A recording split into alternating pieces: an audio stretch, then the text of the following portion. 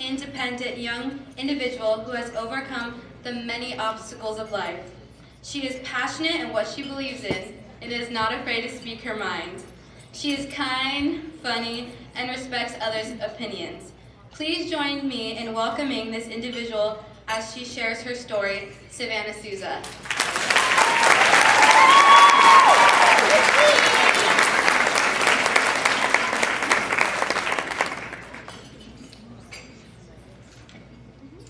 Hello, everyone. I'm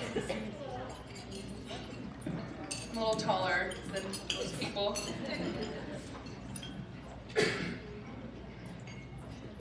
So, as you heard, I'm Savannah Souza. I'm 17 years old, 18 next month, and I'm a senior at St. Mary's. I love show tunes, singing, acting, dancing, playing guitar, and just being on stage.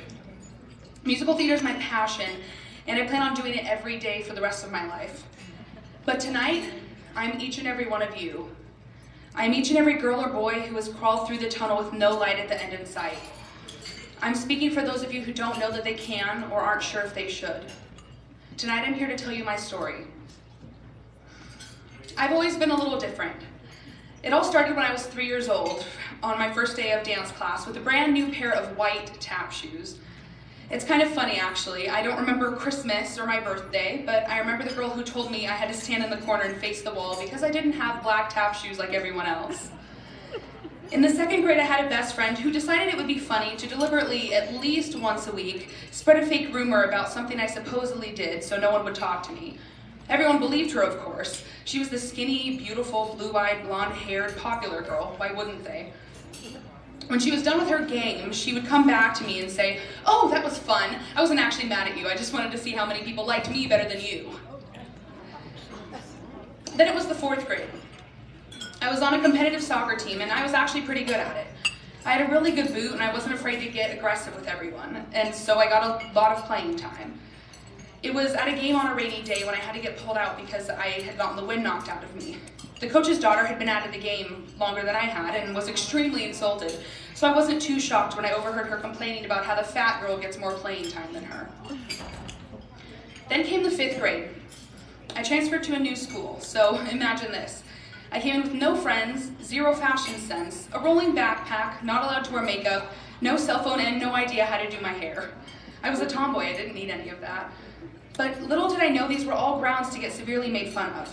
I staked the place out to find where I could fit in, but I didn't really have any luck. There were two girls who decided to take me under their wing in a I was their new project sort of a way, similar to the movie Clueless. I wasn't the type of child to do things behind my parents' back, but soon they had me putting on makeup once I got to school and washing it off before I got picked up, so I wasn't so embarrassing to be around. They were doing my hair and giving me different clothes that I absolutely hated, but I wore them because I wanted to be liked. One day I let it slip that I thought a boy in the 7th grade was cute, and I regretted it as soon as I saw the looks on their faces.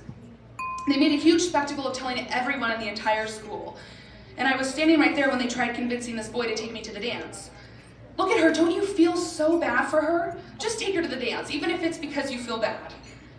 I was absolutely mortified and never talked to that boy ever again. A few weeks after this happened, people started acting really weird around me. I would sit at a table at lunch, or I'd walk in the classroom and everyone would stare at me and whisper and giggle and to each other like they were in on some big secret that I had no idea about. Turns out I was right. I would sit down next to someone and people would not say anything to me except the word SIP, S-I-P. I would say something, but then I would get cut off by people mid-sentence when they would say it and then all turn away from me. I would raise my hand to participate in class, and then they would all say it and snicker behind the teachers' backs. After weeks and weeks of this going on and me begging someone to tell me what this meant, finally I found out that SIP stood for Savannah Annoying People. I'm gonna let that sink in for a minute. Annoying does not start with an I. I guess that goes to say a lot about the people who started it. When I was in the 6th grade, there was a really popular boy who, of course, I had the biggest crush on. I thought we were friends, but sometimes he would say really rude things to myself and other people just to make his friends laugh.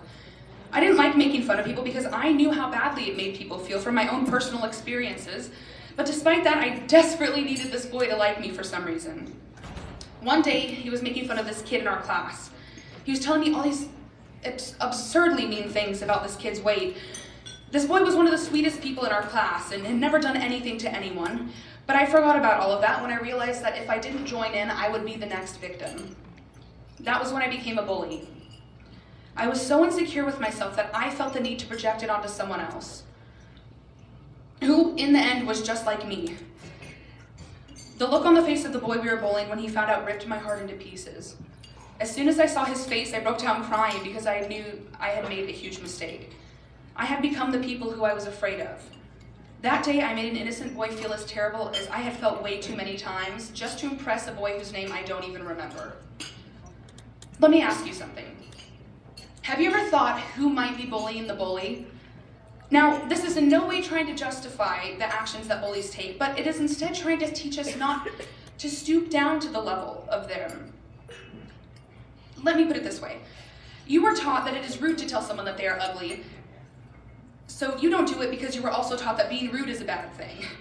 But what if the very person who was supposed to teach you these things had called you ugly since the day you were born? Called you fat, worthless, or maybe even had the nerve to cause physical harm to you? Would you know better? Would you know that it's not okay to hit someone if that's how you were taught to take out your anger? Would you know that putting someone down isn't a way to help them succeed? People are born good. Babies are innocent and non-judgmental. It's the people that raise them who pass down their morals and beliefs onto their children. Freshman year was when the cyberbullying began. I was new to Facebook, and almost as soon as I got it, a kid at my school made a fake account just to torment me and post all these terrible things about me on his Facebook wall. And then I began to get harassed by someone who I thought was my best friend when she found out that her ex-boyfriend thought that I was cute. Her and her friends left several threatening voicemails and text messages on my phone from restricted numbers threatening to jump me and several other terrible things. They would leave messages like, "Who do you think you are, you ugly whore? You're too fat to ever have anyone like you. You need to stop home wrecking before we come and beat the crap out of you. You're stupid, fat, and ugly and worthless, so you better back off because we know where you live." Because of all the bullying I endured, I curated many issues with my self-esteem, mostly just the fact that I had none. I went from the very outgoing and outspoken person I had always been to the very introverted, passive, and quiet. I looked in the mirror every day and I hated what I saw. I hated the acne, the stretch marks, and absolutely everything else. I hated myself. I hated that I woke up every morning and no matter how much I hated myself and wanted to hide away from the world, I still had to go out and show my face. I hated myself because I was so pathetic. I felt like I was being selfish, feeling so sorry for myself all the time and having a constant pity party. I kept telling myself that I was weak and pathetic and stupid and ugly and fat. How was I going to get better if I didn't even have the guts to do something like self-harm or commit suicide? My sophomore year, I transferred to St. Mary's High School because I heard that they had a great theater program. I made the decision on an impulse, and in all honesty, if I really sat down and thought seriously about it, I probably wouldn't be standing here talking today. I started at St. Mary's knowing about 2 or 3 people. I tried to hang out with them for a little while, and then I realized that we didn't really mesh. As cliche as it sounds, I began to spend my lunches in the bathroom. I would just sit there and cry. I have never felt so alone in my entire life. I was angry at myself for not realizing how hard it would be to transfer schools in high school, especially going from public to private. I kept this lonely lunch routine for a better part of the year, and then gave up on the bathroom and upgraded to the library. During the spring musical that year, I became close with 2 girls who probably saved me from myself. They were a year older and took me under their wing, making school a lot less miserable for me. I hoped that finally having a place and having some friends would make me happy again, but despite how much I loved them, I was still getting more and more sad as each day went on. My parents and I were fighting more. I was hardly talking to my brother and sister, and going to family events made me want to vomit. The idea of having to put a smile on my face and tell everyone that I was doing great, my grades were good, and I loved the new school just didn't appeal to me at all. My grades were slipping, and in all honesty, it may have been just due to the complete lack of motivation that I had. Because of the struggle that I was having academically, my parents decided to get me tested for a learning disorder. I underwent a series of grueling tests that made me feel really stupid because they should have been so simple, but I had the hardest time with them. When the results came back, I was diagnosed with ADHD, a learning disorder, and an unexpected diagnosis of depression. I refused to take any medication for any of the diagnosis because I decided that if I was going to get better, I needed to do it myself. That summer, I found my place. I was asked to audition for the role of Tracy Turnblad in the musical Hairspray with a group that calls themselves the Peter Pan Foundation. The Peter Pan Foundation, or the PPF, is a foundation that puts on musicals, concerts, and other shows to fundraise money for the Children's Hospital and Research Center in Oakland. I got the role and I fell in love with the people and with the cause. I've never been so happy in my entire life than I was that summer. I have been performing my whole life, but that summer I really fell in love with my goals of being on Broadway one day. Things began to look up.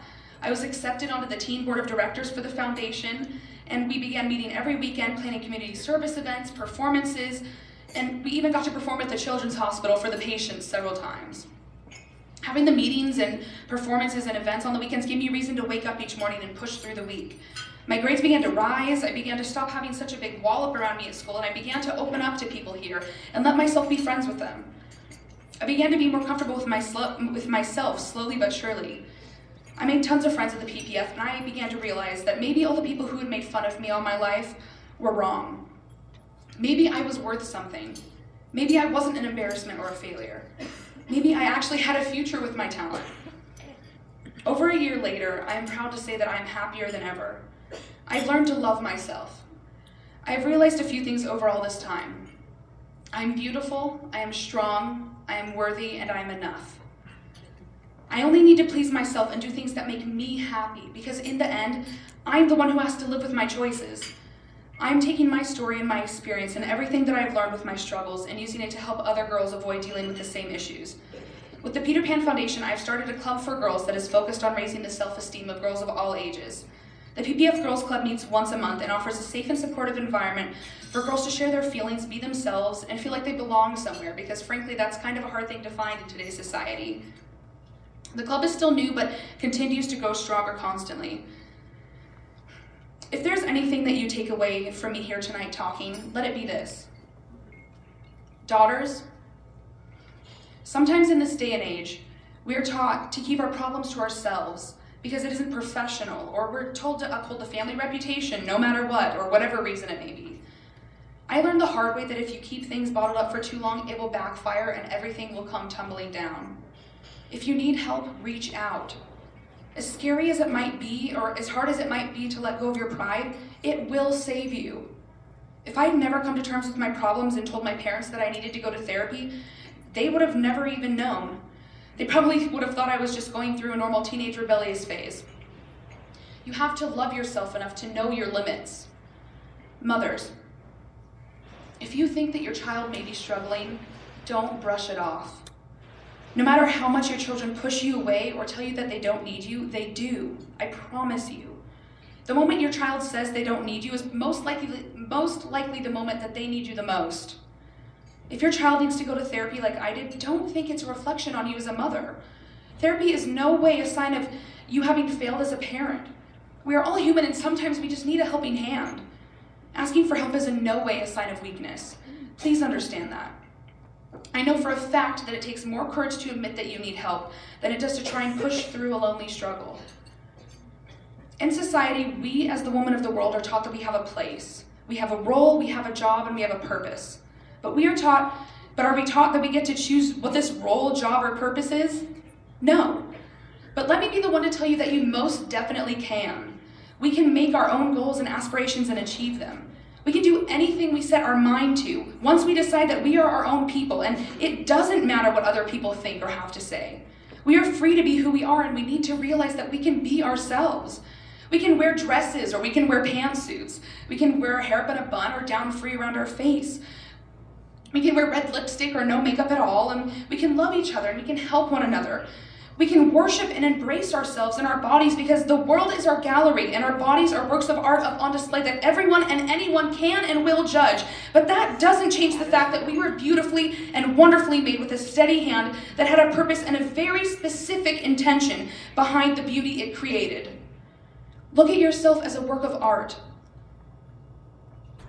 a masterpiece. Someone or something created you. Isn't that magnificent? Every square inch of your being was created with a purpose. Open yourself up to the beauty of the world. Don't hold yourself back from reaching your full potential. Self-respect has nothing to do with sex or nudity. It has to do with choices that make you happy. Don't let anyone other than yourself determine your happiness, define who you are, or tell you that you aren't beautiful. Everyone is beautiful in so many ways that it actually hurts me to think that not all of you believe that. It is so important to, like St. Francis de Sales said, be who you are and be that well. If we all were to do that, the world would already be such a better place. Love your friends, your families, your peers, even strangers, but most importantly, love yourself. Love yourself because you deserve it. You deserve to know that you are worth something, worth all the blood, sweat, and tears. I promise you that one day it will be all worth it. You may not see it now, but let me be your reassurance that it does get better. I'm Savannah Souza, I'm 17 years old, and I'm from Tracy, California. I made it through the tunnel with no light at the end in sight. And if I did, so can you. I have told my story, and I hope that it helps at least one of you here tonight with yours. Thank you for listening, and I wish all of you a lovely evening.